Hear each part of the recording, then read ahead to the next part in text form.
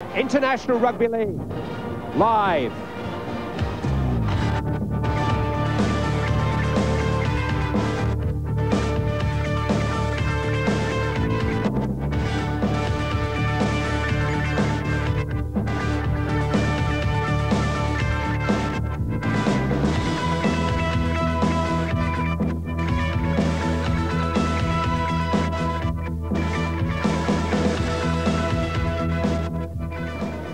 One down, one to go. Great Britain one up on France in the two-test series. But what a test for Malcolm Reilly's side without the Wigan trio of Hanley, Gregory and Lydon. It's British strength and Gallic flair. Great Britain against France, the second test live from Headingley.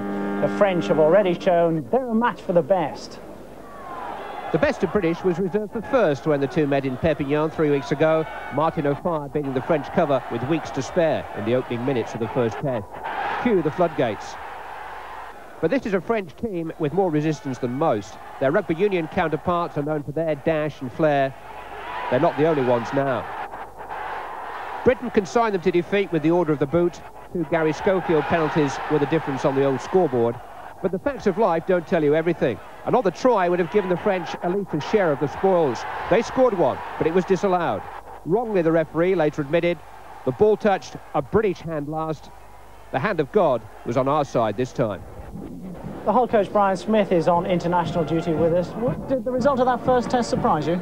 I think we were all very pleasantly surprised, because all of us who care about rugby league really want to see a rejuvenation in French rugby league. But I think it was the most important part was the style, the discipline that France showed. It was great to see. 6 changes in the Great Britain lineup. Surely that will take them time to settle this afternoon. Yeah, it's a real test for them, and a real test of Malcolm Reilly's skills for them to show what's needed to be shown against what we hope again is a disciplined French team. I saw you in print this week criticising the amount of rugby we're playing, the injuries we've had. Is that a direct result of playing too much?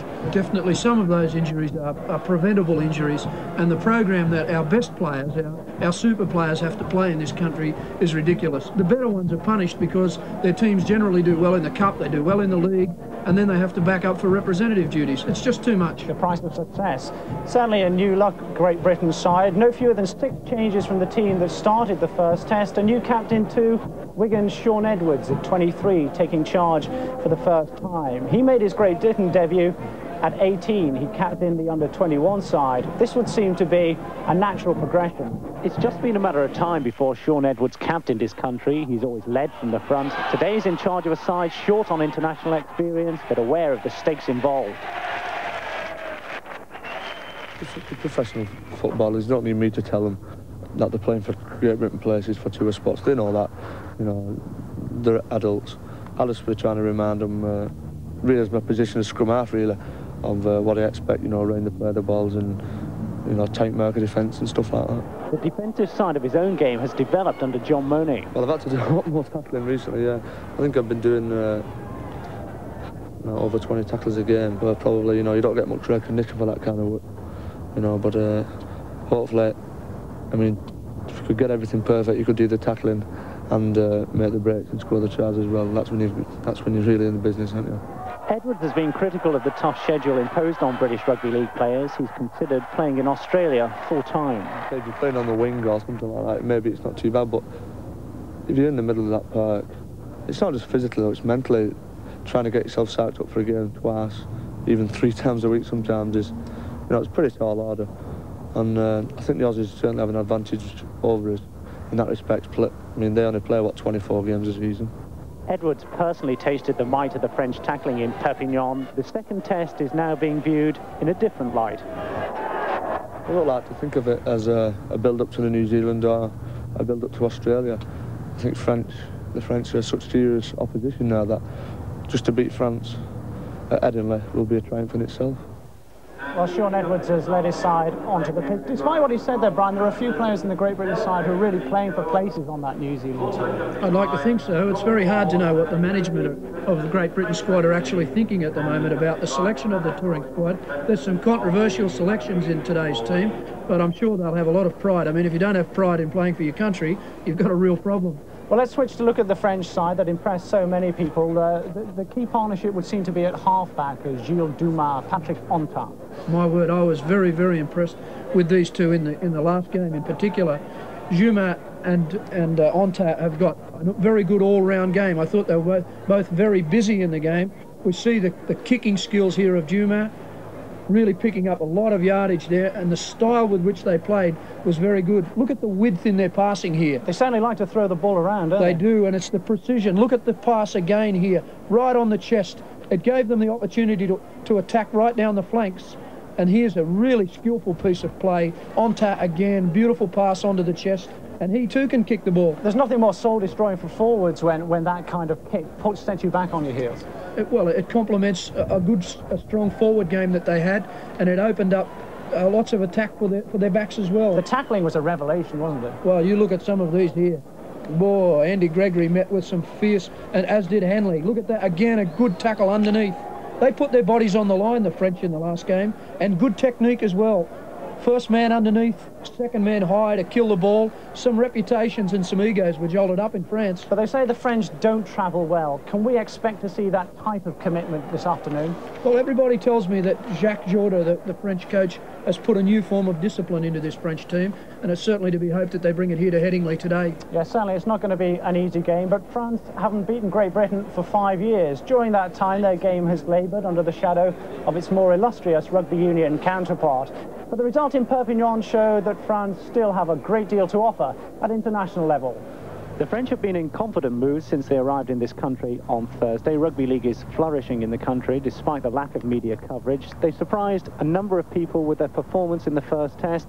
They have a number of surprising characters in the side. Well, it's starting to get known in the south part of France, but I think the rugby union's got the press and the level above us. Games like we did in Perpignan's helping the league, but we're still a long way from it. That must be the best the French team's played against Great Britain for some time. So they reckon it's the best it's been in 10 years. We've got a good group around our coach Jack, which is helping us along, and morally it's doing us a lot of good. Like I said before, we're playing for us personally because the press really doesn't give a damn about us. And we're trying to prove to them that we are a worthwhile team, and we're trying to represent our country in the best of ways. In truth, French rugby union is the nation's sporting passion. It's also a professional passion that picks up the best players from rugby league. We had to fight the courts to be called rugby because we used to be called a game of 13, which is pretty silly, but while they've got their president of the union in control, we won't be able to do anything. But they tried to poach your players. They offer money to your players. Yeah, they poached a couple of our players, and they're still trying to poach. I've had a few offers. A few of the French guys here have had a few offers. But, we were there for league, and we can't do much about that, can we? Can you really hope to beat Great Britain here? As I say, we've got nothing to lose. We know it's a very talented side, and we'll just go out and do our best. You're quietly confident, I think. No, it's just really we've got nothing to lose. We've got no pressure, and we're just hoping we can do something. We're minutes away from kick-off between Great Britain and France. In the background, you can hear the strains of the British national anthem.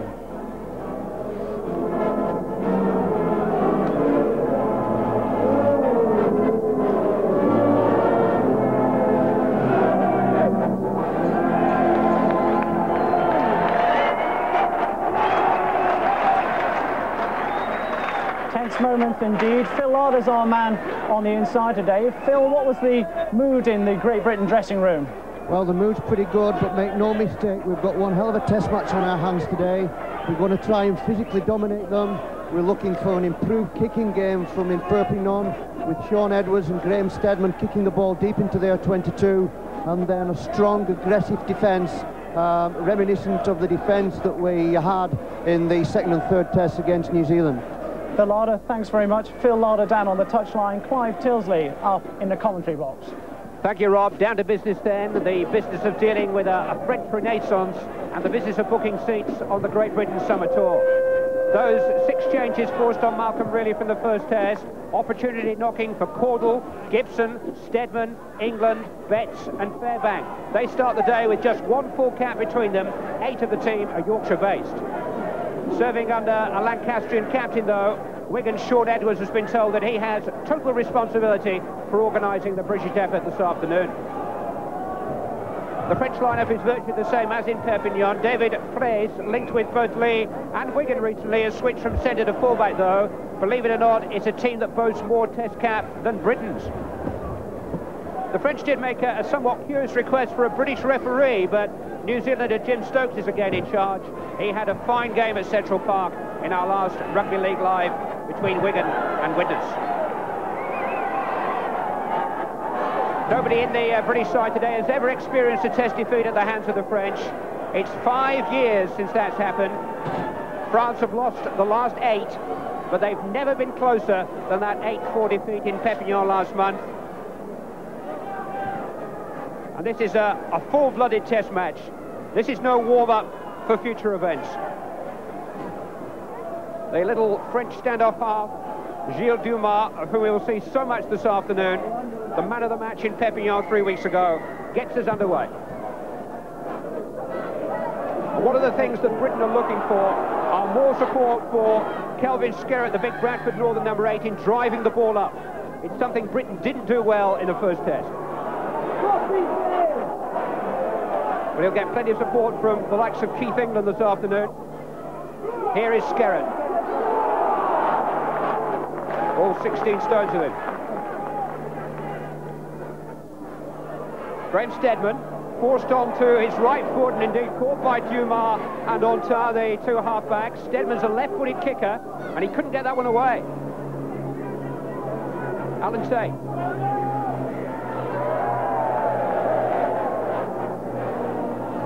Here is Steadman with a bit more time this time. And a first test for the stand-in fullback, David Perez. He much prefers to play in the centre.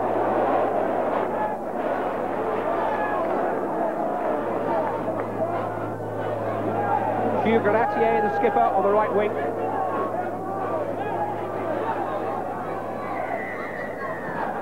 Offside. Great Britain not retiring the 5 metres from the play of the ball. Jim Stokes very, very firm in that department.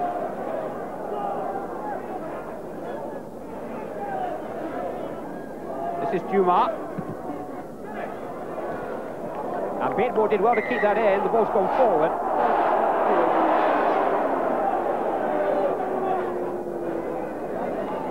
So the first scrum.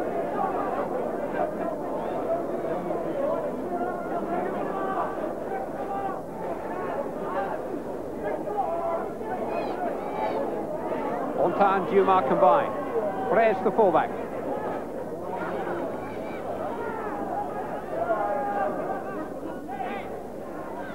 Molinaire, the rangy loose forward. Britain penalised again. Carl Fairbank that time.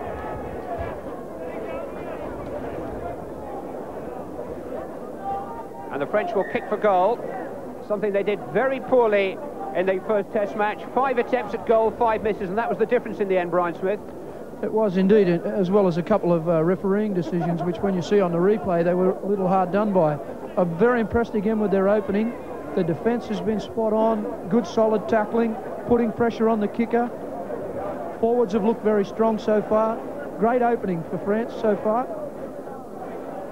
Mulready, the Great Britain coach, was less than happy with his team's performance in France last month. He felt they were exposed defensively, particularly wide out. They've been doing a lot of work on that. As Phil Larder was saying, he wants a much more effective kicking game. And he's looking for fewer handling errors too. Dumas then.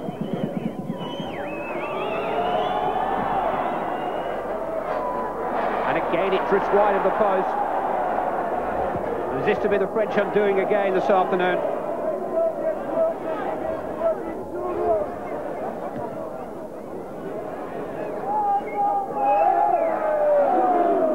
Brest gathering that well. He had 1 or 2 problems under the high ball during their final training session here in Leeds yesterday morning. I think Steadman and Edwards will be mindful of that. Gibson's managed to wrestle the ball free there.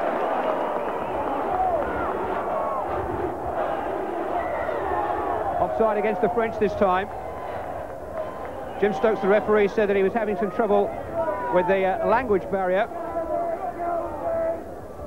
The French make about as much effort to learn English as we do to learn French, and down in the southwest corner they don't have quite the same international contacts as they do up in Paris. I think a Frenchman's second language is his body language. And the universal language in rugby league is that whistle. I'm sure Jacques Jourda won't be very impressed with that, although I thought the referee was very keen to give a penalty there for 5 metres. I think he's trying to show both teams who's the boss already. Graham Steadman's been rattling up points for the fun of it in the last few weeks for Castleford. It's a very similar kick to the one that Dumas missed a moment or so ago. Graham Steadman registered his first international points, and Great Britain take the lead by that cultured left foot of the Castleford standoff half. The world's most expensive rugby league player, £170,000 now, his transfer fee from Featherstone. The last 25 of that will be paid over as a result of his first Great Britain cap today. So 2 points for Mal Reilly's team, and possession again.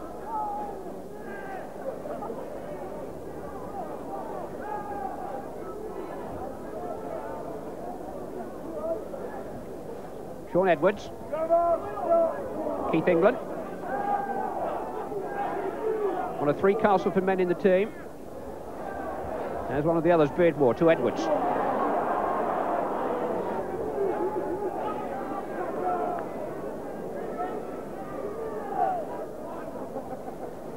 Back to Tate to kick this time. David Frace.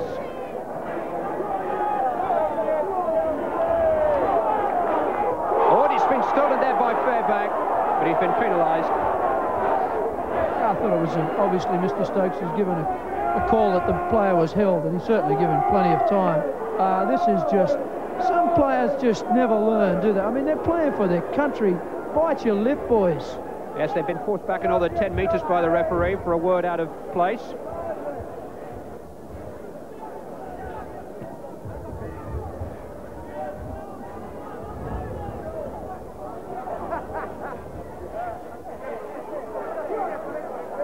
And another example of French improvement when they beat Great Britain in an open-age amateur international at Lille last night.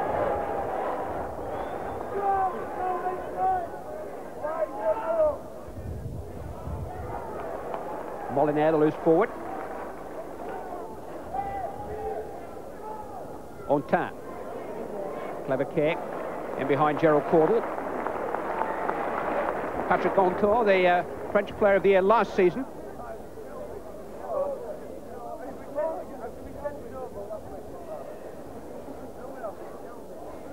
They scrum down no more than 15 yards from the Great Britain line.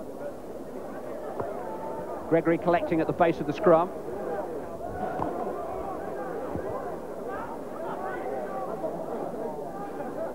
Taken on by Dennis Betts this time.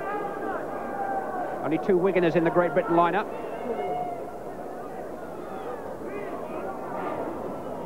Look at that French tackling again. The referee's had a long, hard look at it, and he's felt that Keith England was being held down by the hooker, Valero.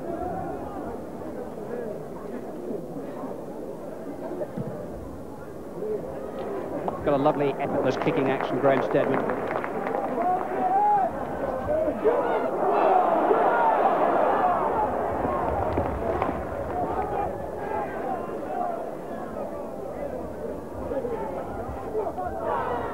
Fairbank taking it on strongly, but losing the ball. Gathered by Denis Bienes. French coach is Jacques Jourdain. You wouldn't know he was French, would you? They've got a gravelly voice to go with it too, ladies.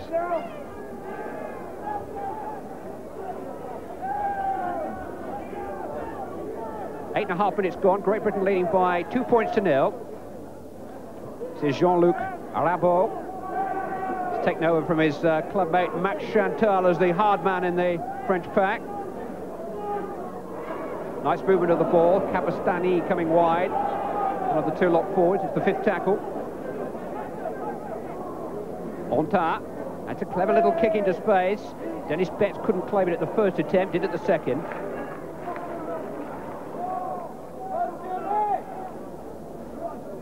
Gerald Caudle's first touch in International Rugby League. It's only his 31st game in the professional code, and it's his Great Britain debut. Here's the other winger, Martin O'Fire. The French knew all about his pace from the first test. Gregory onto Skerritt, and Schofield outside him. Very disciplined line again by the French. Even though a fire had pushed out of 3 or 4 tackles, they'd still moved up very well on the outside. Steadman, Tate in the line, out to O'Fire.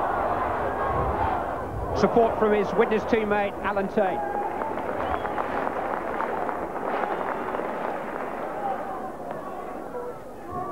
Edwards, Schofield chasing. Dumas back there with him, and he'll just win the race. Well, that cameraman's glad he came. And I think little Dumas has come off second best there. He's hurt his left wrist. And this could be really bad news for France. He's clearly in some pain.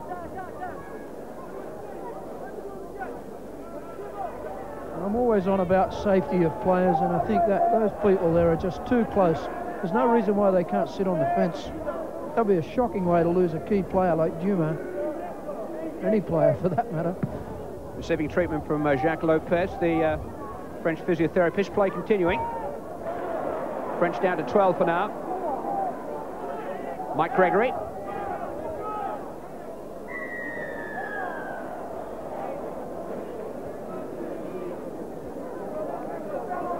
Delaunay was just trying to scoop the ball back, I think. And it's an offence which could cost France 2 more points.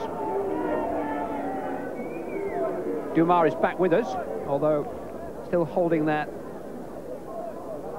left hand rather consciously. He actually captained the team against New Zealand earlier in the season when Ratier, the winger, was missing. And he's a key man. Here's his opposite number, Graham Steadman. Already 100 tries and 1,000 points in top-class rugby league. He's a points machine.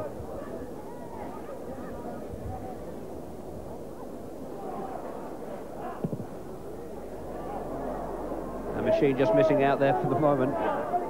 But the French can't afford to give Steadman opportunities. His first penalty, still the difference between the two sides. Almost 12 minutes gone, and Great Britain lead by 2 points to 0. Alan Tate.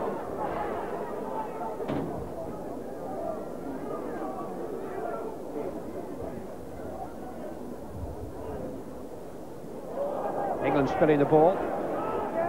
Boutignon very alert.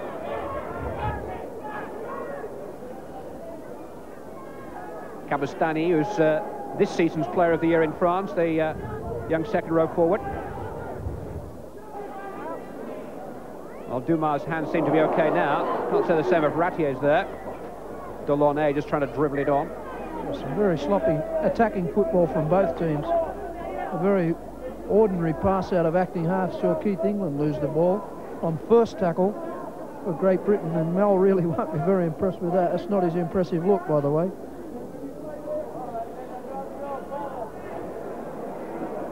Edwards reeled in by Ontar, his opposite number. Dennis Betts.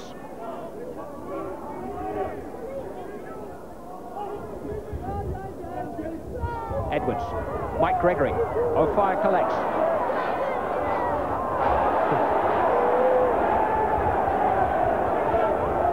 He's always preferred to take the ring road to find some open field. I think he was on the roundabout the wrong way there, Clive.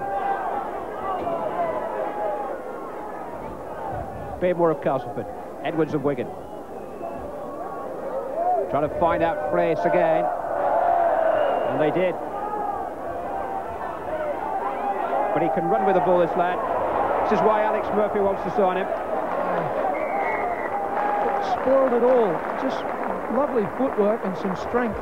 Used the fend to get him away, but then pushed into touch. He actually starts his military service, a compulsory military service in May. So any Great Britain clubs with their eye on David Fraser will have to wait for 12 months. I was going to say Sergeant Major Murphy might fix that up for him.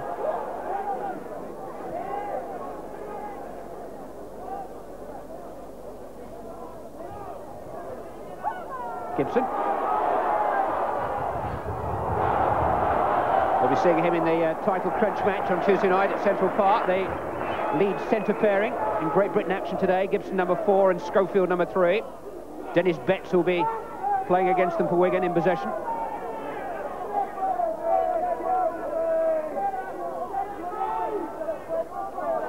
On fire. Gibson outside him.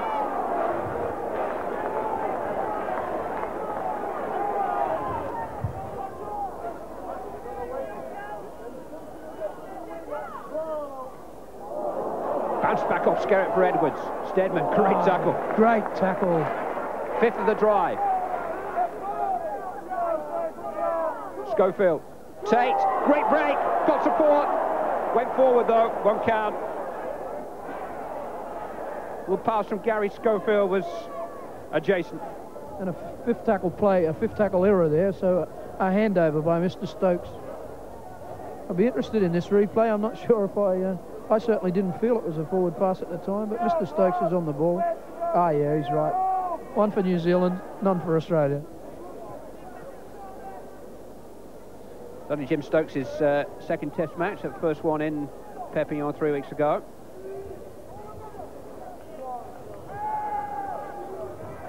The abattoir worker from Christchurch.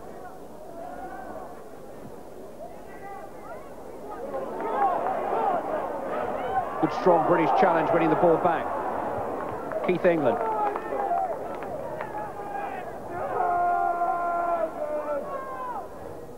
Betts. Just signs now of Britain beginning to elude the first tackle. Yeah, too many missed tackles just over the last few minutes. Skerritt to Edwards. An extra little 5 yards, which he managed to snap up there, having avoided the first tackle. Gregory. Ooh, he had his mind in two places at once there. French have been required to do quite a bit of work. A few missed tackles there over the last few minutes. The first up tackles, they've scrambled okay to cover things up, but you can see it's 6 and 7 that have done the work. Cabastanet as well, Valero, Rabo, Beardmore the only one figuring in the top 6. Here is Patrick Oncar.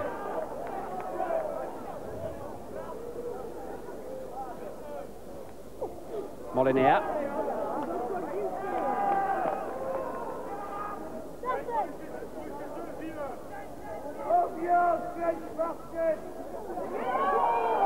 Skerritt in strongly, the ball loose again, and Britain have got it back.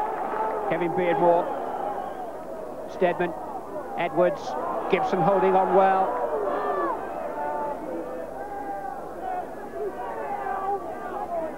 Good position. 17 minutes gone. Dennis Betts.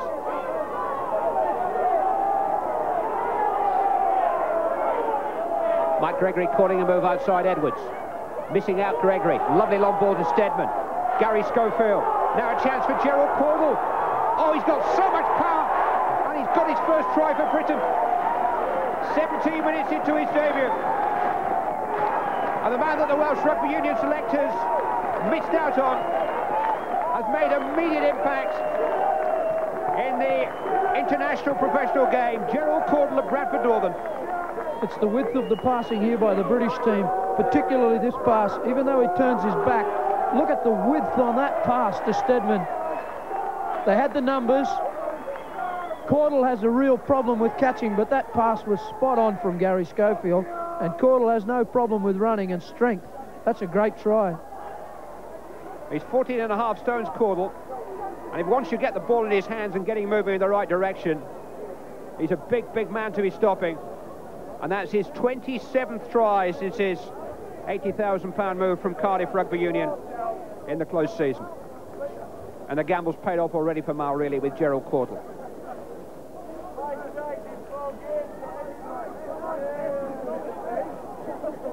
Difficult kick for Steadman, but on his favoured side for the left-footed kicker.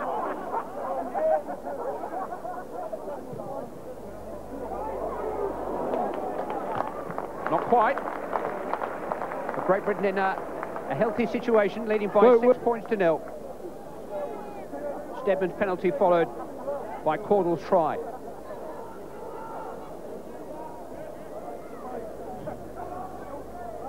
(6-0) then to Great Britain.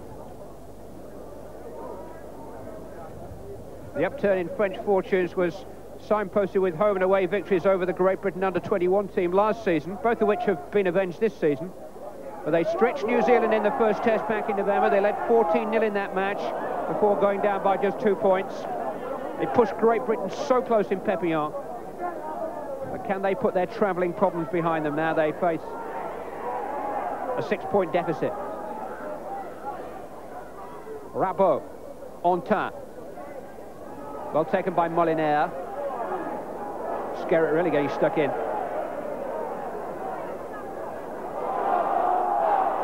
Pills for a fumble, knock on there. Kabastani. Dumas. Ontin. On by Molinaire. Now a little bit of space. Delaunay might make the break himself. Held 5 yards short. 5th tackle. Big moment for the French. Ontin. Little kick looking for Dumas. Charged down by Sean Edwards. But 6 more. It's back in French hands. Taken on strongly this time by Jean-Luc Rabot. Dumas. Fraisse. Oh, there's crossing there. French have been penalised. Fraisse can't believe it. They won't forget Jim Stokes in a hurry, will they, the French? But the New Zealand referee spotted some crossing. Somebody running in front of Fraisse in order to take a Great Britain defender away.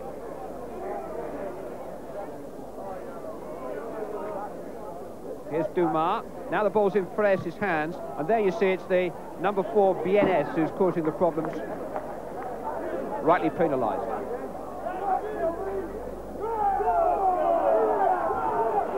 Kelvin Skerritt.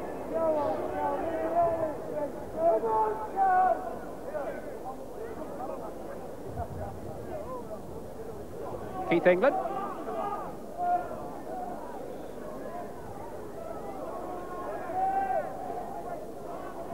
Stedman. Rugby League live from Headingley in Leeds. The second test match, Great Britain in possession, leading by 6 points to 0. Carl Fairbank of Bradford Northern. And Dennis Betts. Cold fingertips. There's Kelvin Skerritt, and there's Betts behind him. Big fair-haired Wigan second row. Bit of a test here now for the French. They're a little disappointed there. A decision or two went against them. Almost a try or two as well. So now they've got to fight back. Let's see if they've got the character to do that.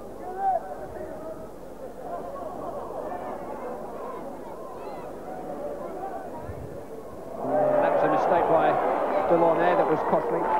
Gibson has possession. Gregory. Big week for him already, captaining Warrington to the Challenge Cup final. Schofield.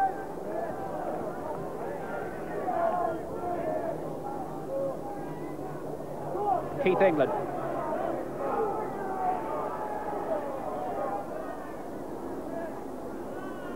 Skerritt. Fairbank. England. Caudle waiting hopefully. Carl Fairbank again.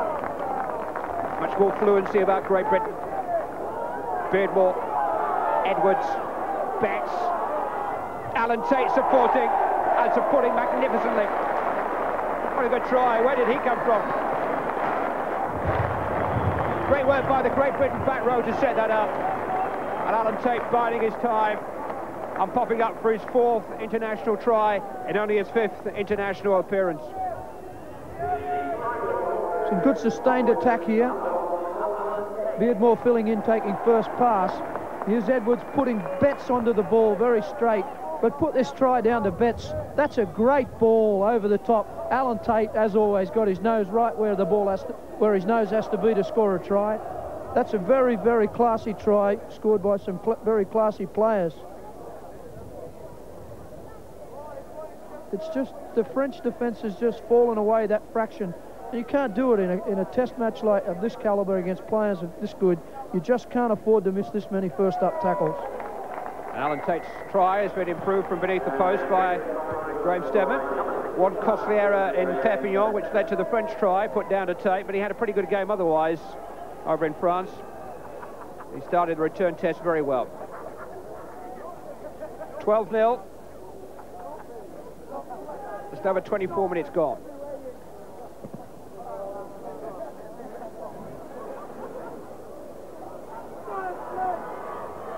Caudle.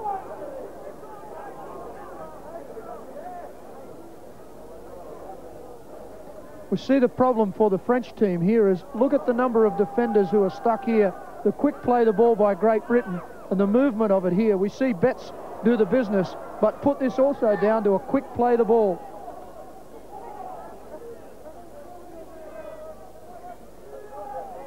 You see the French defence is now caught very short out here. Oh, Dumas looked a little bit frightened to take someone on there. And I wouldn't have liked to stop Tate myself. He was very straight and strong. Alan Tate's try. 12-0 Great Britain lead. 25 minutes gone. So far, so good for Maurielli, Phil Larder and company. I spent last night at their headquarters on the outskirts of Leeds, and they've gone about their job very professionally. It's been a very thorough build-up. They seem to have learnt the lessons of Perpignan. It's been a heartening opening quarter for Great Britain Rugby League. Dumas. Still got a trick or two up his sleeve, and Caudle lost that for a moment. Cyril Pons was almost in. It may well fall for BNS. Caudle slightly out of position then, and Pons may just try and get in there himself. Line well defended. Onta. I mean, that was something they'd been working on in training, was it? Only a Frenchman could do that. Here he is, Dumas. Got plenty of people running off him on the short side, but Molinaire couldn't hang on. Dumas collected himself, but the ball had gone forward. It's just let them down a little, hasn't it? The last pass, catching the ball in a vital stage. They've got the numbers on Great Britain a few times, and we saw it down the other side. They just haven't been able to finish it off. So they've missed 5 times as many tackles as Great Britain.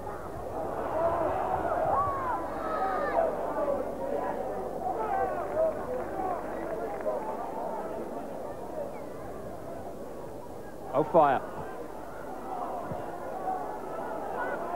And that's perhaps why you can see that Great Britain have had almost half as much again as the French team. That causes France's defence to be really stretched. They haven't been quite good enough so far.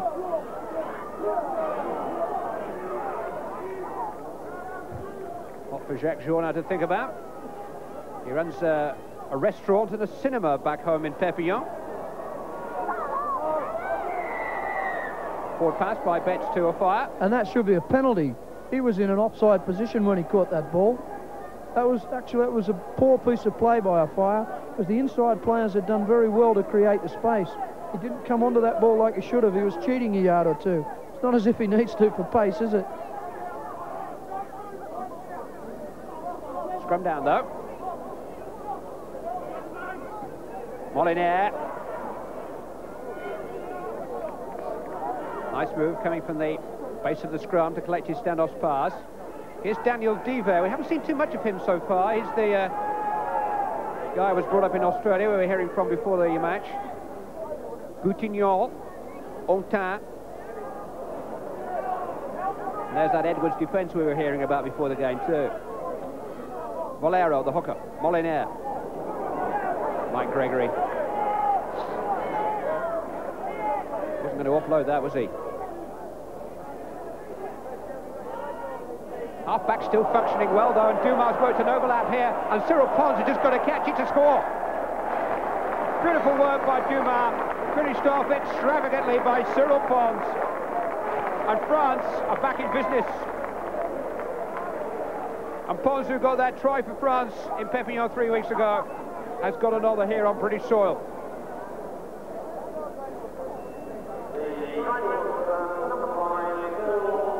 Look at the way that Dumas fooled the Great Britain defence. Just a suspicion there that maybe, again, BNS, the centre, took a couple of Great Britain defenders out off the ball. But Pons finished it off so well. Scored on this ground 2 years ago for France. That's his 5th international try.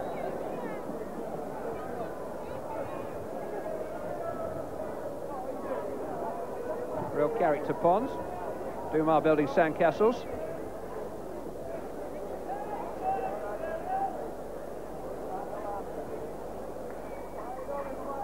Let's have another look at that try. I know Clive Tilsley's a fairly suspicious person, but he doesn't have to be too suspicious to work out the obstruction that occurs just here.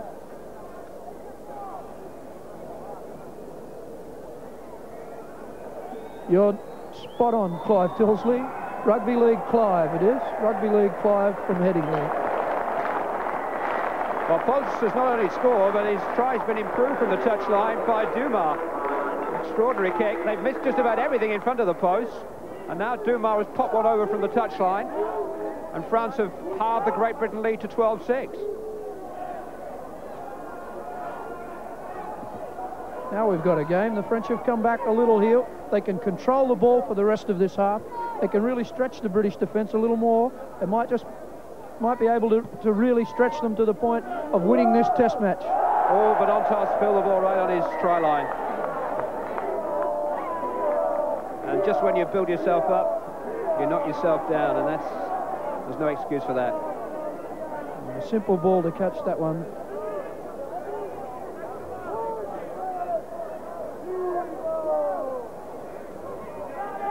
Edwards has claimed it. I think they'd be hoping for something a little bit more from a scrum in that position. Maybe they can work it here from the play of the ball. Gibson doing a little bit of shepherding there. Seems to be all the rage today. On fire.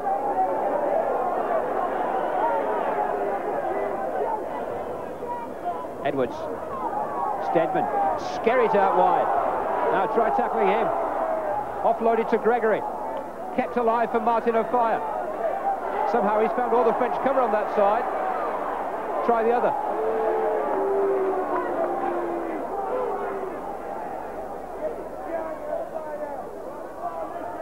Gary Schofield, put down by England. French have got it back, so advantage played.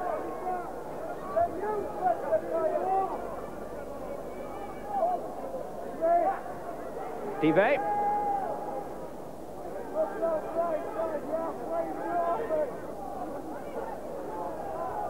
Good tackling there initially by Fairbank. Beardmore completing the job on Boutignon. Rabot, the other prop forward, summarily dealt with by England and Betts. Oh, this is much better defence from Great Britain. 5 tackles.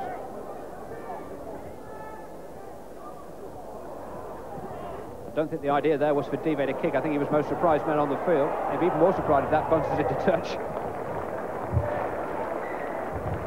Daniel Divet, who was born in France, but his parents emigrated to Australia when he was just 10 months old. He's only returned in the last 5 years. He's married a French girl now, and he's very much a part of the scene over there. Good player. Played for the Manly Warringah club in Australia. Quite progressed to first grade, but he seems to have developed. Caudle.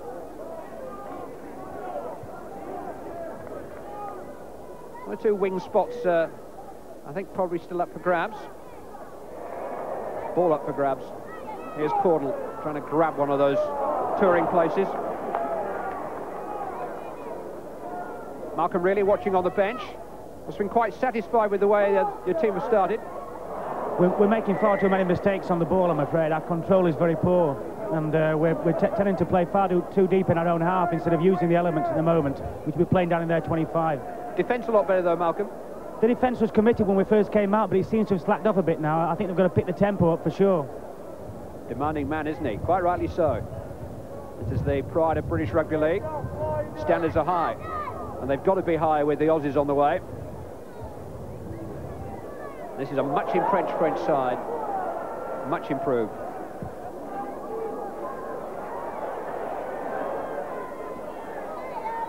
Here's Keith England. They call him Beefy. Can't think why. There's what Malcolm's talking about. Great Britain have actually made more, but I think the French, you'd find, if you had a look at the tackle count there, you'd find that the French have made their errors on the first and second tackle. Great Britain, far too many, just the same. 12-6 Great Britain lead. This is Valero, the French hooker.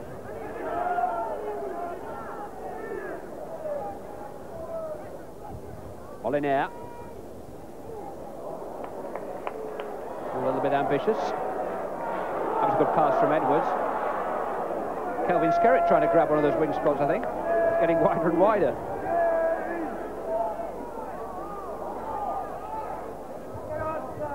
Mike Gregory. It's his 12th consecutive Test match for Great Britain. A longer run than anybody else in the squad at the moment. Dennis Betts. Last 5 minutes of this first half. Steadman. Gibson a little bit late in starting the chase.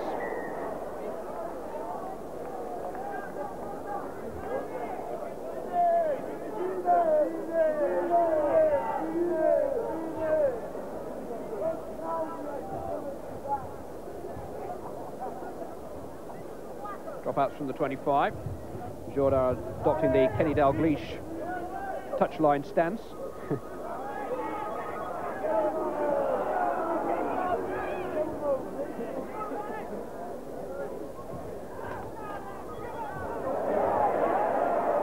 Molinaire, good break. Ooh, if he could have got that away to Ontar, there were problems. Here's Valero trying to resurrect the move. Dive, good stuff. Ontar. Valero. Well appreciated by the Headingley crowd. And Great Britain offside. Now, do the French dare trust their place kicking again? Or do they go for 6? They're going for 2. Well, they should have picked a place kicker who can kick a goal from there if they didn't. No, they're going to take it, Clive. Although it's a change of kicker. Dumas was obviously dissatisfied with the one that he kicked from the touchline a moment or so ago. He's obviously a around-the-corner kicker and prefers kicking from the left-hand side of the field. So David Fraisse here will try. That was good play, though. My word, he's a player of some calibre, this Molinaire. I've been impressed with him before. He actually played under-23s in reserve-grade football with Penrith a few years ago on a scholarship scheme out in Australia and was very impressive in doing so. And that's a lovely ball from Dive. Gee, these blokes that have had some Aussie experience are doing well, Clive, aren't they? Clive, come on, laugh at me. David Fraisse, who as far as I know has never been to Australia in his life. Oh, and a toe kicker. And an effective toe kicker too. That's actually an Australian style of kicking. It's certainly a throwback, isn't it? And it's certainly worth 2 points to France, and it's narrowed the gap to 4. And they picked 2 more goals than they did 3 weeks ago, that's for sure. 12 points to 8 to Great Britain. Control the ball, France, here. Control the catch, get the ball out, good set of 6. We might see a really good Test match here yet. So Fraisse's penalty brings France back within a try. And Jourdain has to rewrite his half-time team talk.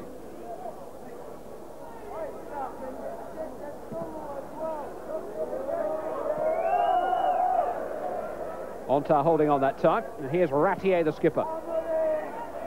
Running with a lot more purpose again now, France.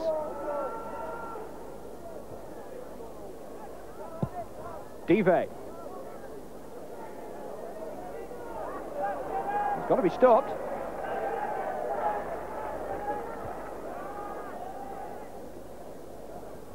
Valero. Oh, I'm glad Fairbank missed him. He nearly did the Valero there.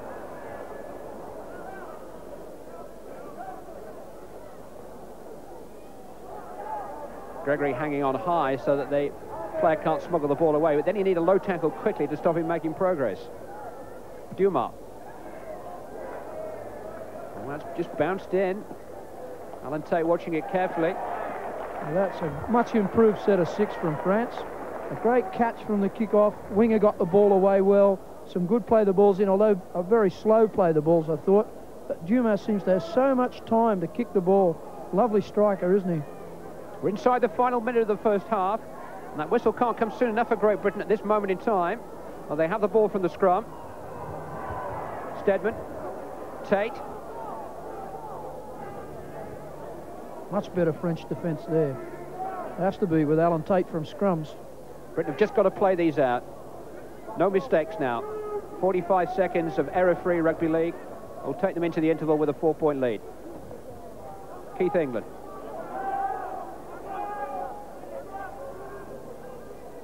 Edwards. That's where they want to play, down there.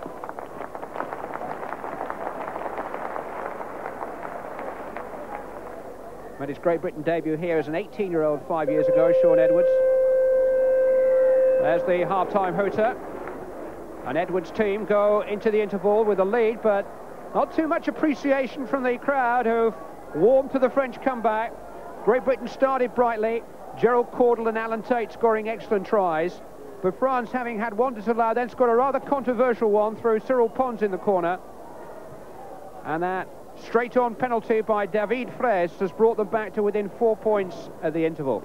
The half-time scoreline here in the second test at Headingley: Great Britain 12, France 8.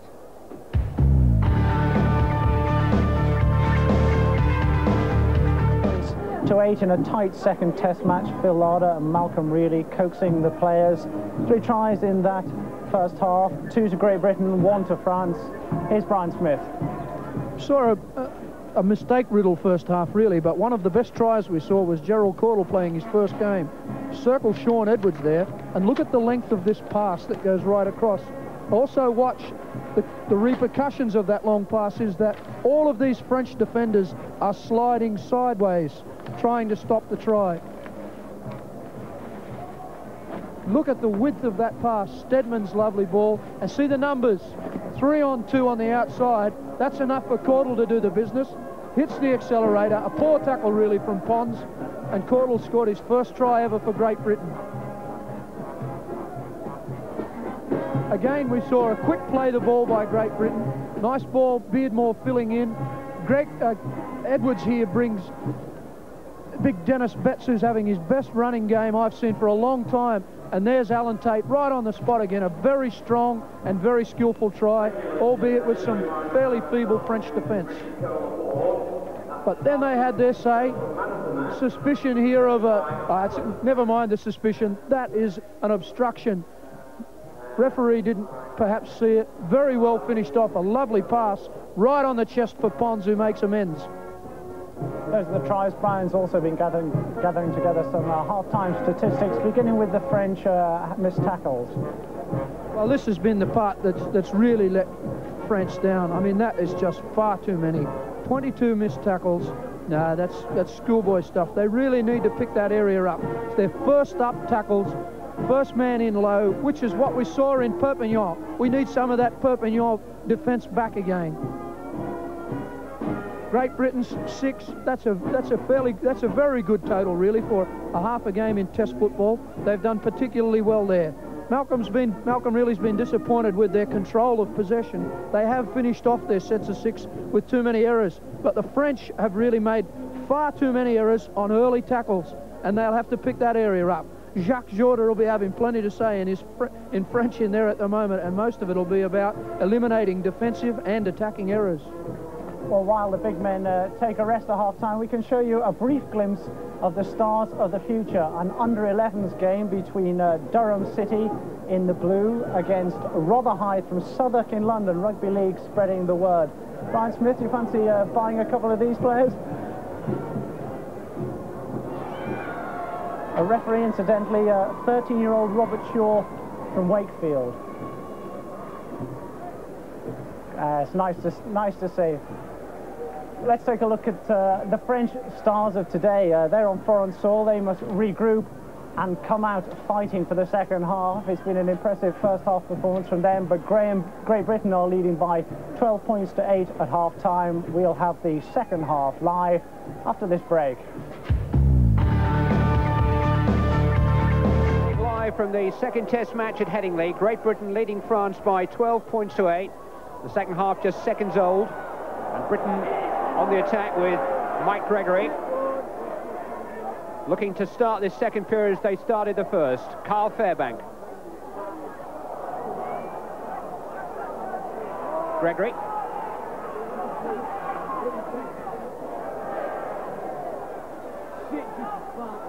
Keith England.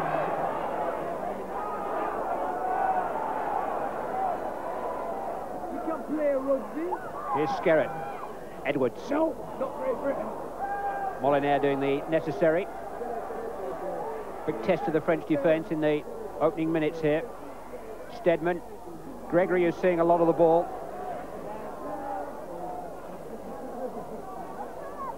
Edwards. Stedman. Gibson. Held up well by Delaunay. Fifth tackle. This is a big play. Edwards. Ooh, it just spilled behind the try line. Went forward, so it'll be a drop out from beneath the post. It's a big error that. Actually, it wasn't a Sean Edwards' best kick, that one. The ball was really well placed right into the belly and really should have been taken by Fraser. Instead of it being a 22 tap, we've now got a goal line drop out and Great Britain back on attack again. Dumas looking for as much length as he can. It'll be Dennis Betts.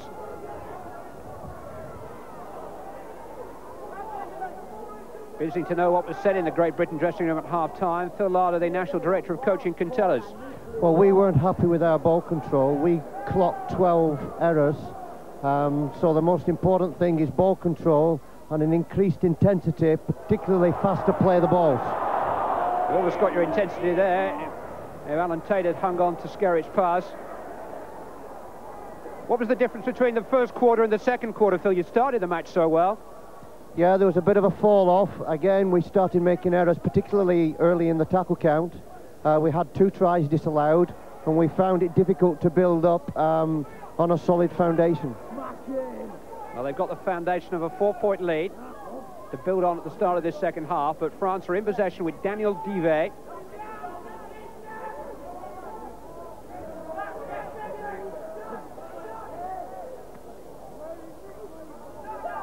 These two prop forwards, Rabot and Boutignol, are not customers you'd care to cross in a dark alley.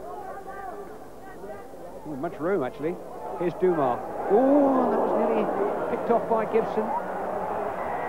Edwards has claimed it. Ball's gone forward. Dumas made the right decision not to pass on the short man, but really should have. He's got a bit of a habit of getting around the back of that player if he overruns him. I thought that was another obstruction there.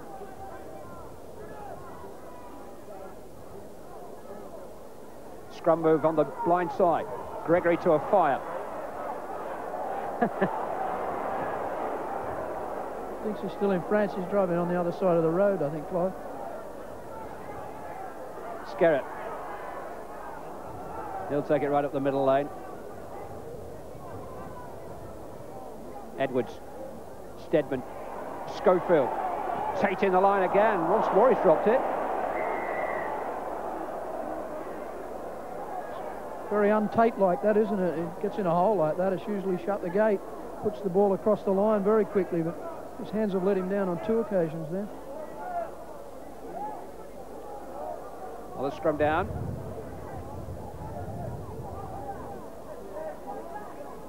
And a rather low-key match so far. It's been simmering. It's promised things. Great Britain promised a lot in the first 20 minutes. France fought back well. It's nicely balanced. One of these two sides can just find another gear. This match is there for the taking.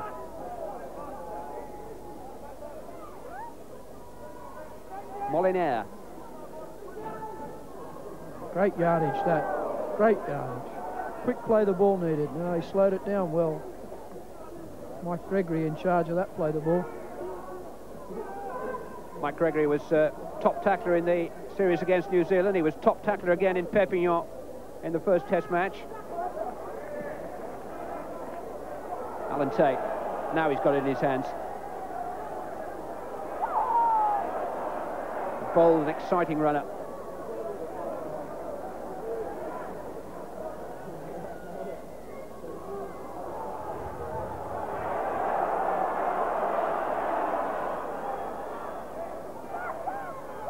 Edwards. Hasn't quite taken the game by the scruff of the neck yet, Sean Edwards. He's had a proving sort of match. Always difficult. He's got a new half-back partner here in Graham Stedman. New number on his own jersey, really. Only the third time that Edwards has played scrum half for Great Britain. But there are so many good men outside him. Gary Schofield, a prolific scorer, very pacey. O'Fire we know all about. Steadman can rattle up the points, but they've just got to try and form the sort of platform where they can throw it wide with confidence. Here is Schofield. Gibson did well to hold on to that. Good pass. Ball's come loose again, though, in the tackle. Great tackle by Delano there. He really pushed hard to get right across. Showed Gibson how to tackle. He really did. It jolted the ball free as a double bonus.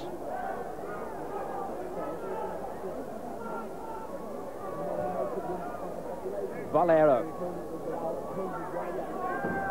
Well, two Frenchmen chosen for the rest of the world team, which played Great Britain a couple of years ago. That's how highly he's regarded in the game, the French number 9. Revivez, one of the young stags of this French Renaissance, in possession. Cabestany, what a tackle that was. Dennis Betts. Just hold on to this for a minute. I think he might hold on to it for the rest of the game. And Dumas. No, I was going to say straight to touch. I should know better. Inch perfect. Cabestany, 20, the youngest player in the team. And even when you're 20, you feel these. How many ribs have you got, Clive? One more than him. It's a man's game, this one.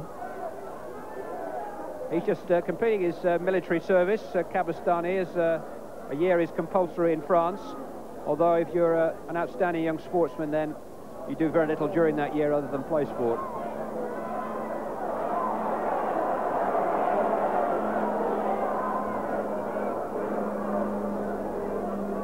Rather stern faces there on the Great Britain bench. Mal Reilly, the coach, in the jacket. 8 minutes of the second half gone. His team still lead by 12 points to 8.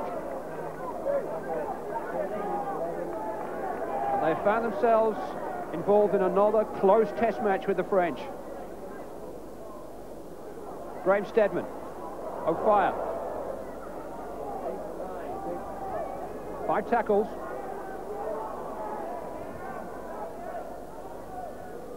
Steadman again. Cyril Pons, the French try scorer. Now I say, if there'd been a blue jersey on his shoulder there would have been problems.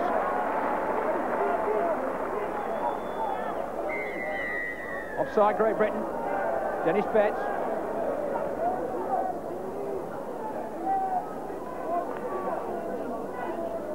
Jim Stokes just giving them another reminder at the start of this second half. They must retire 5 metres.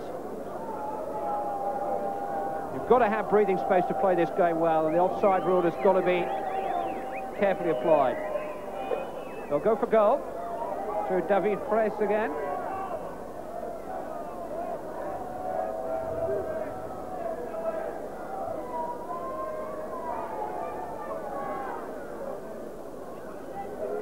And if his straight-on action is successful again here, the gap will be reduced to just 2 points. Recently been offered £50,000 and a job to turn to rugby union, David Fraisse. That's the amateur game, remember.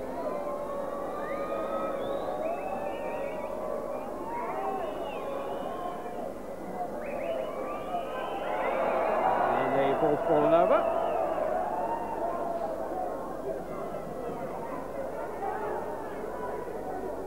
The animated Jacques Jourdain.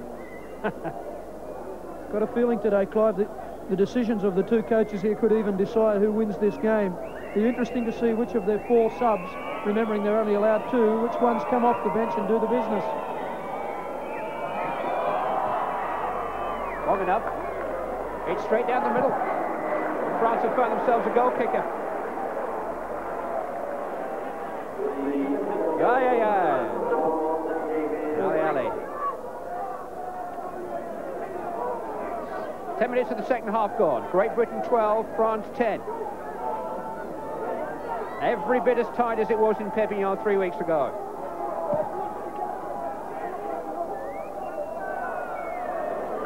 Montan.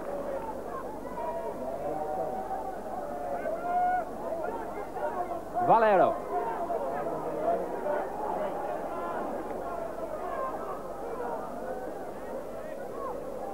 Dumas. BNS. Now to Cyril Pons. Away from Caudle, it was a poor tackle. Tate Edwards a back. Now he's got men inside of him if he could just offloaded it. He has done. And it's going to be a try for Rabault.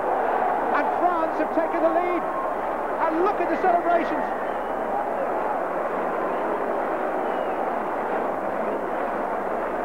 This could be the greatest moment in French Rugby League for 30 years. Woo!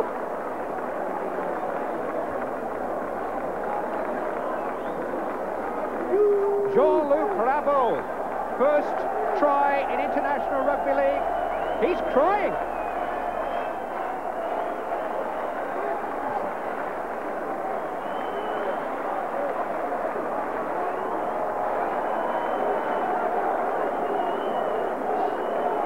Well, they've had to fight everything to keep the game alive in France, and a victory in Britain would mean everything to them. This was a really smart play by Dumas. He spotted down the short side, no right defensive centre. Fairbank was caught all at sea.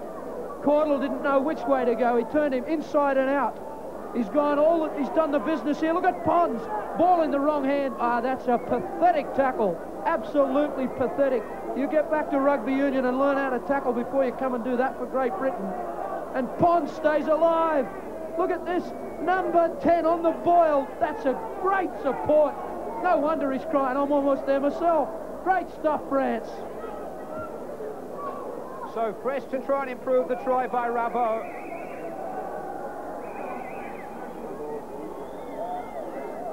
It's very exciting to see French Rugby League being revived with kicks like that. But there are some major question marks now for Great Britain to answer. There's some activity on that bench now. Bishop's up, Sean Irwin's up, and I tell you what, Malcolm really will be up himself shortly because there's just not that urgency that he asked for. We heard Phil Larder say to us, they weren't urgent enough. The game slipped away from them. A good opening, but they really need to come back. Look at the urgency here. Where's the British cover here? Pons inside and out. Ball in the wrong hand. Bide puts it in two, fakes it away. Tate lines him up well. But where's the cover? There should be more. Look in the background, Fairbank. We still haven't seen Caudle. You're playing for your country, boys. Chase the ball. It's all France. 1, 2, 3. Who wants to score it? Dennis Betts has got some pride, but it's too late. And I think the very same message will be coming from the Great Britain bench. There are more than 2 places on the line now for the likes of young Sean Irwin here. Somebody's got to make a name for himself. He's a fine player, this lad, too. One of the best in this country, I reckon. Caudle's coming off. Edwards, though. There's a lion's heart still beating beneath his jersey. France leading by 16 points to 12. And remember, they haven't won a test match on British soil since March 1967.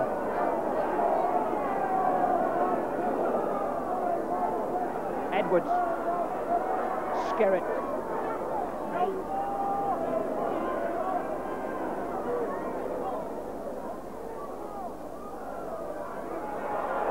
Edwards. 5th tackle.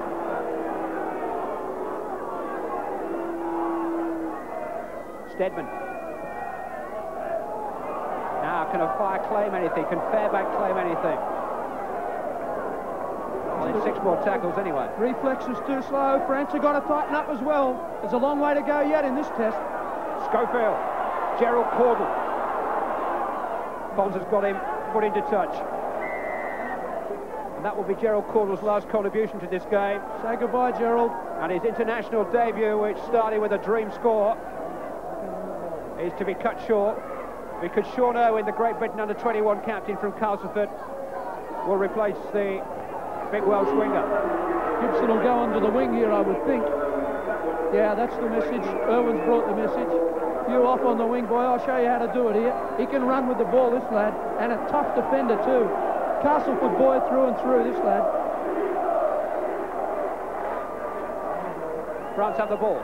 Dumas. Pons. Taken well by Stedman.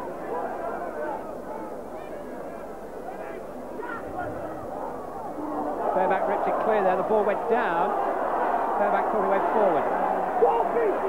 Bit of edge about the match now. Great Britain have got to find something like that.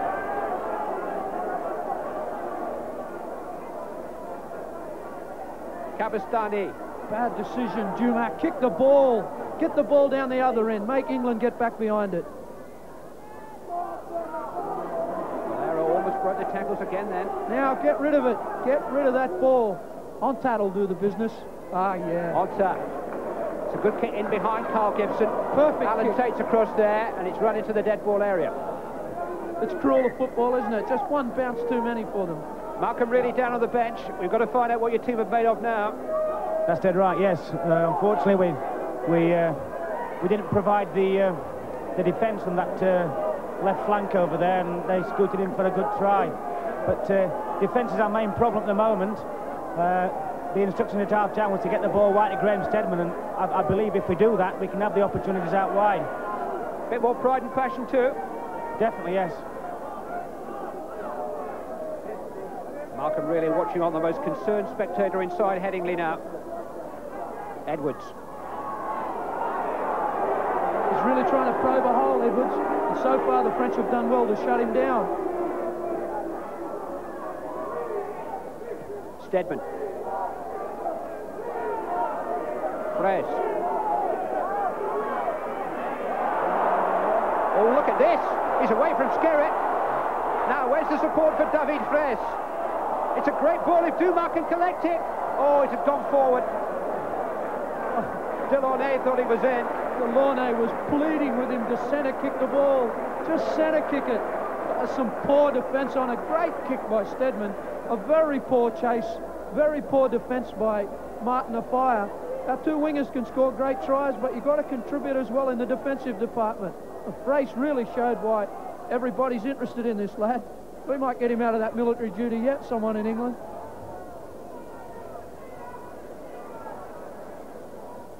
Great Britain looking ragged at the moment. Stedman. Here's Sean Owen. Under 21 captain. Tremendous acceleration. The test down at Liddeshaw, he was the quickest player in the squad over 15 metres. Quicker even than O'Fire over that short distance.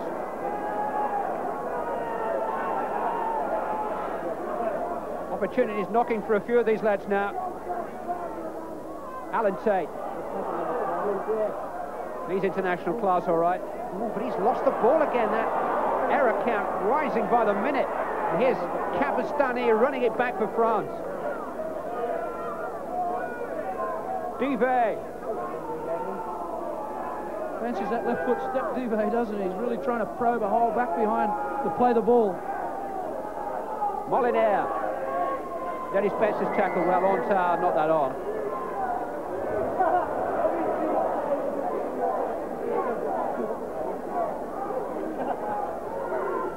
Just over 20 minutes left to play. France 20 minutes away from a historical victory for Jacques Jourdain. Surely Britain have got enough quality to prevent that from happening.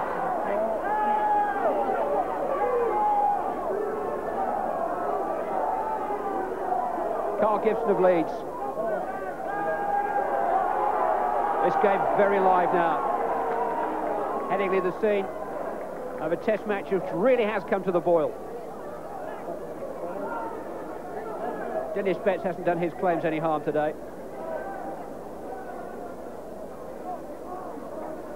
Britain have got David Bishop already to come on for his test debut. But France are here to spoil the party. Onta. Rabot. They don't need that Gaelic flair now. They need some good old-fashioned percentage football. Control the ball, play out 6.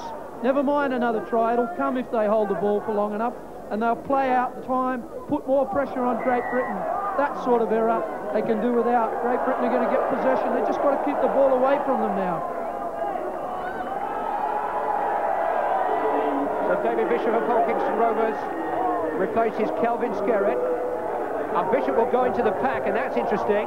He's operated mainly at half-back for Hull Kingston Rovers this season, but he's binding down at number 13 for Britain. And that's where Mal Reilly and Phil Larder believe that his future, where his future lies. And his future's got to happen pretty quickly for the Great Britain cause at the moment.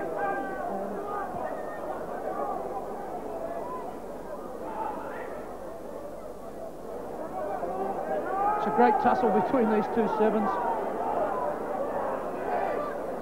Carl Fairbank. Now he can offload the ball. Bishop was there in support. Tackle Molyneux.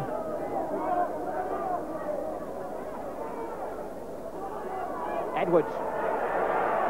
Fifth tackle.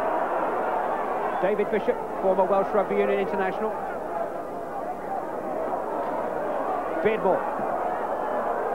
Alan Tate in pursuit. Needs a good bounce. Bounced in fact off the upright. And dead. 18 minutes left to play. France leading Great Britain by 16 points to 12. Yeah, this is a real test of work rate from here to the end of the game. We're in the championship rounds, but the French are winning on points at the moment. Valéry, Rabot, Molyneux, Divet, all 5, 6, Dumas, top 5 of the top 6 are French players. There's a message there for you, Malcolm. Two substitutes have been used by Malcolm Reilly, David Bishop there and Sean Irwin. Kelvin Skerritt seems to be nursing a knee problem. Well, I'm disappointed with Dumas here. I feel he and Ontap should be kicking the ball, not making these errors back down here. This is going to play Great Britain back into this game.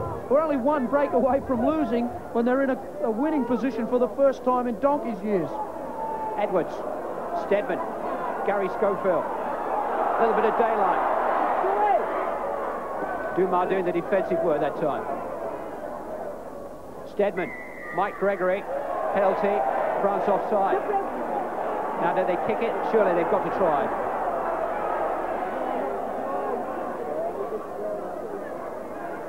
Edwards just confirming with the referee. Steadman will go for goal. It's not a popular decision, but Great Britain have just got to stop the rot somehow, get some points on the board and get moving in the right direction again.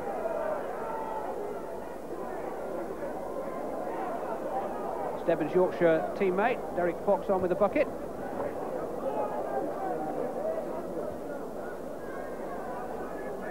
Had a badly broken cheekbone in December, Steadman, which really set his season back. You may remember Gary Charlton, who, the perpetrator of the crime, was suspended sine die by the Rugby League.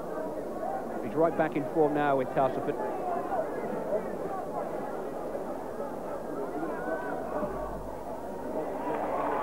And he's got Great Britain back to within 2 points. It was a good decision. Great Britain 14, France 16. And we've got some 16 minutes to play. Again, if I were Jacques Jourda, I'd have somebody on in this forward pack. I think some of their people are just starting to tire a little. It's no good being loyal to them. Jacques to run second. If they're good enough to be on the bench, surely they can come into the game now. Mal Reilly has lost a World Cup final here in his days as a player. Great Britain against Australia back in 1970. David Bishop losing the ball. Molyneux. BNS. It's not been a great day for our rugby union converts today, has it?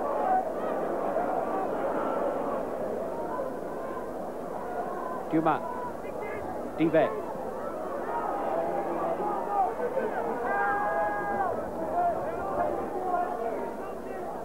Press.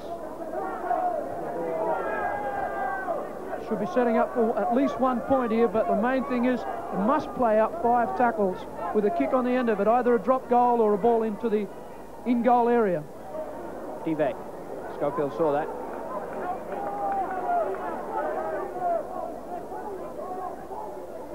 Gabastani.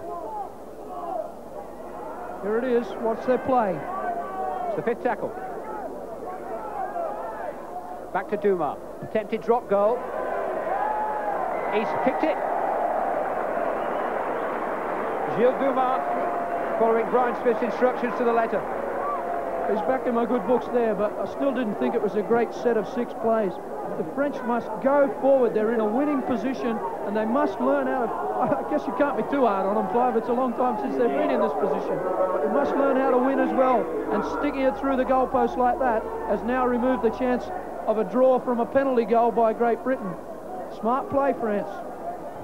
Great Britain 14, France 17. 14 minutes left to play. Cyril Pons. This game stays this close. Great Britain will be taking a long, hard look at the try he scored in the first half. It was dubious, to say the least. There's been nothing dubious about the French commitment since half-time. These two prop forwards have done some graft, Rabot and Boutignon. Got away with that. That's the way. There's Dumas's kick. Oh, I say, it's another pearl. Someone can find out an easier way to make 70 metres than that. I like to hear about it. He began his Test career as a fullback. That's where the kicking skills have come from.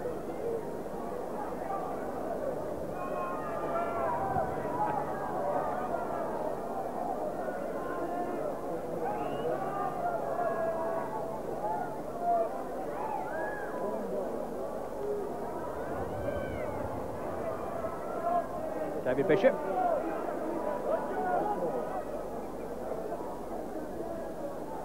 Stedman. Needs to be a little wider out than that. Dennis Betts. It's just a bit pedestrian in one place at the moment. Fairbank.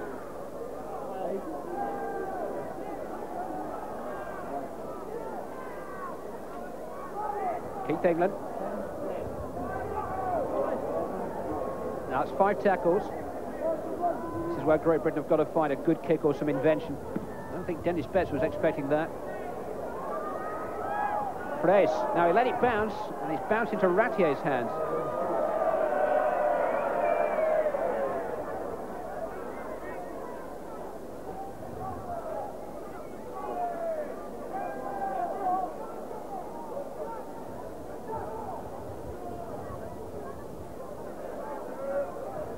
Tired, one or two of the French boys now. Valero doesn't know. And Dumas up in support of him. And Onta's up there too. Dumas well taken by Alan Tate as well, that he would made the tackle.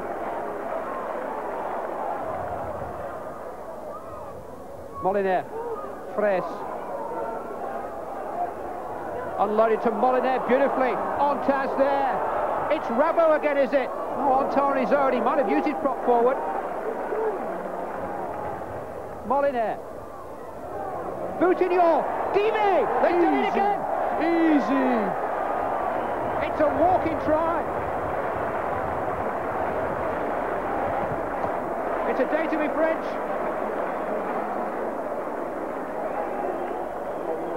The smiles are understandable, but really the Great Britain cover there was pedestrian.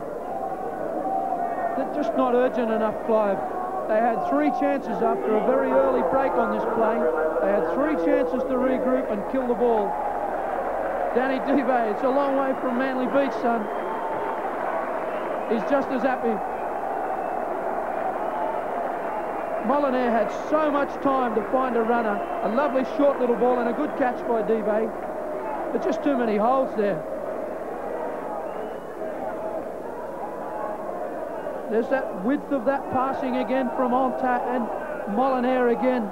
Stayed alive, did Fraisse. Molinaire backs up. There's French everywhere. Onta has players to pick from. Ooh, maybe. No, a good decision, Onta. A quick play the ball. Get the ball on the ground. Molinaire looks left, looks right. He checks out the whole scene. Look how much time. He's got bags of time. And that's an easy, as you said, it's a walk-in try. Daniel Divé's first in international rugby. There are a lot of firsts this afternoon. France are looking at their first win over Great Britain for 5 years. They lead 21-14 with this reasonably straightforward kick from Fraisse to come.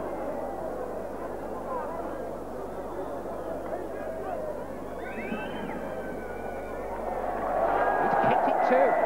9-point gap.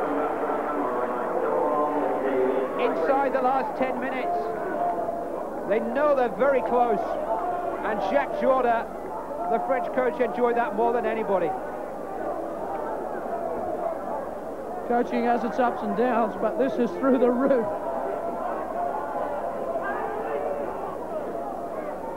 Now, come on, Britain. 2 scores. 9 minutes to find them.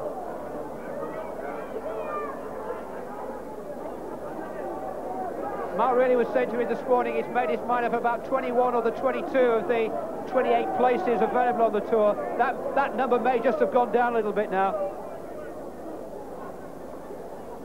Obviously there's Hanley, obviously there's Gregory, obviously there's Lydon, obviously there's Loughlin, but they're not here today.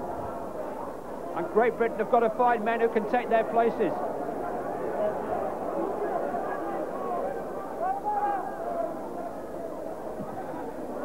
And that's Dumas' first back kick of the day.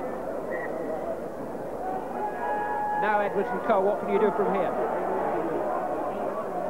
There's still time for them to get back into this game. It's not over yet, but they will need to do something in the set of 6, something really special. Edwards, Stedman, Martin O'Fire. He was tackled always before he had the ball. And he's the last man in this ground who needs telling what this scoreline at the moment means to British Rugby League. Every time you see one of those coaches smiling, there's always the reciprocal, isn't there? Malcolm's on the other end today. Edwards, good break. Martin O'Fire looking for a try. He's scored in every test match so far this season. He's just following the ball at the moment. David Bishop. Good break. Gary Schofield. Carl Gibson. Held 3 yards short. Now come on, Britain.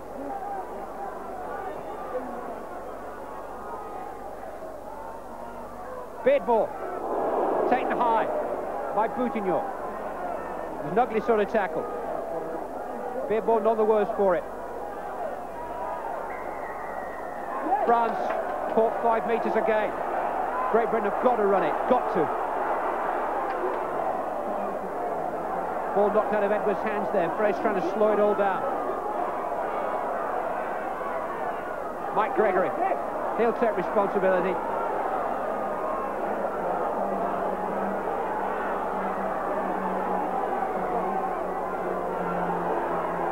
Beardmore, Edwards, short ball to Fairbank.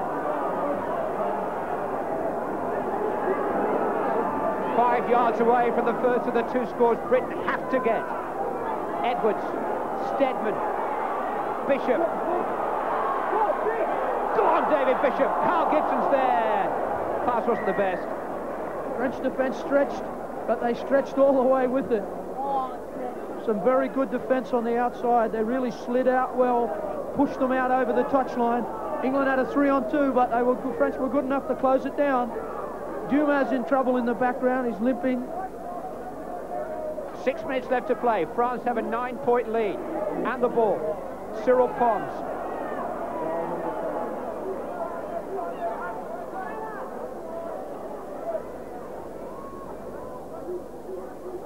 Onta. Valero. Dennis Betts again, low down. Molinaire. Got to be some big hits here. They've got to force mistakes. Just over 5 minutes remaining. Onta.